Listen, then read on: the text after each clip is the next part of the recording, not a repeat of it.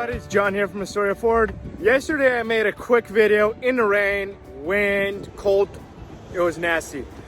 We have a 2021 F-150 and I am truly excited about this truck. Take a look. All right, so this is the Velocity Blue. This is what it looks like in the sun.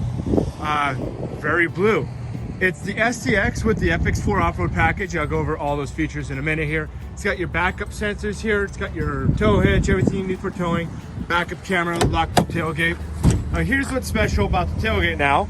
It actually has a completely workable bench. So if you want to put a C-clamp right here, you can attach it. You've got some measuring sticks. You have a place for your coffee or cocoa or road soda. This right here, you can put your tablet or phone. And then it looks like there's a tie-down point right here as well. Not only do you have all these features, you also still have the tailgate step integrated into the tailgate. Inside the bed, it has the spray and bed liner, the tie-down points, and this nice little up to 2.4 kilowatt max. That's on the hybrid, but on the gas, it's going to be the 2 kilowatt 120 volt socket, so you could plug something in and actually use some operational equipment back here. Around the outside, they've changed a few things. Nicer wheels here. They also made this look kind of like a Super Duty here. Your mirrors are completely different. They fold completely flat out of the way here. So I just noticed something really convenient here. If you're driving down the road and your bulbs go out, just look right here. It tells you that it is an H11. I'm not sure if the camera's picking it up. All right, so in the back, you got all kinds of cool stuff. Different design cup holders. The windows look like they roll all the way down still. A nice feature I like. You have this nice cleanable surface right here. You got more cup holders. You have the same space when you flip up the seats underneath here. I apologize, the truck hasn't been fully cleaned yet and I took it from the back before they can clean it. You have tie-down hooks here. It looks like this is your power inverter for the back. And then you have another one here. You have nice cup holders. You've got 2 USB ports and a 12 volt socket as well.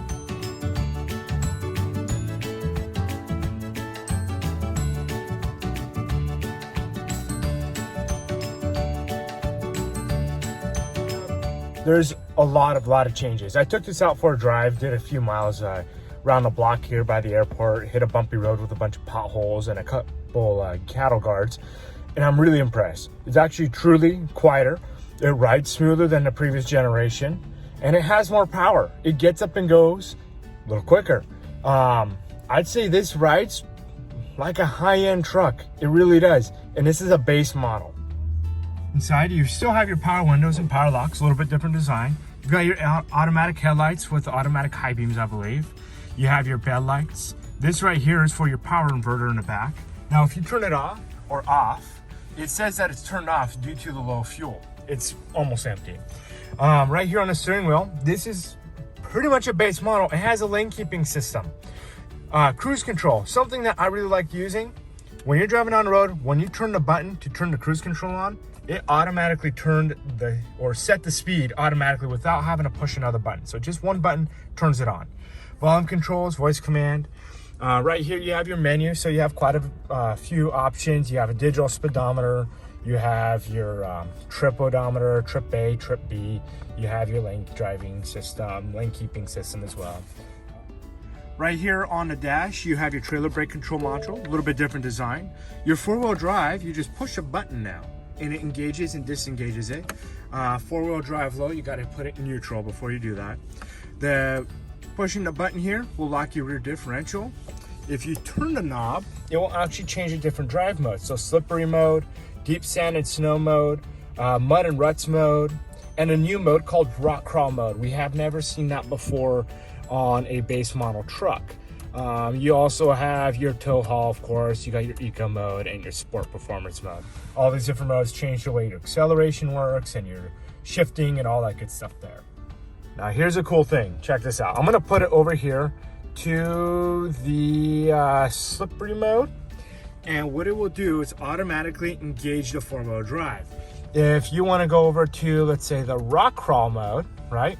It's going to engage four-wheel drive low. It tells me to put it in neutral, so I put the truck in neutral here, shifting in progress, and now it not only turned it onto 4 low, it also engaged the rear locker. So now I can crawl on rocks. Looks like a lot of the functions are going to be very similar. So you have your radio stations here, a little bit different design. My Apple CarPlay is here, the navigation, a few apps. It looks like Waze is a little bit integrated into here. This app's language does not match the active language of sync. Voice commands may not work as expected. Such as your driver assistant, so you can adjust everything right here on the screen. A lot easier than using this screen up here. The power on board, it gives you information whether you turn your generator mode on or off. You could turn the functions off, and it tells you how much power or watts you're using as well. And then in the towing here, you have your connection checklist. You can add a trailer in a checklist here. It kind of tells you on how to safely operate and connect a trailer.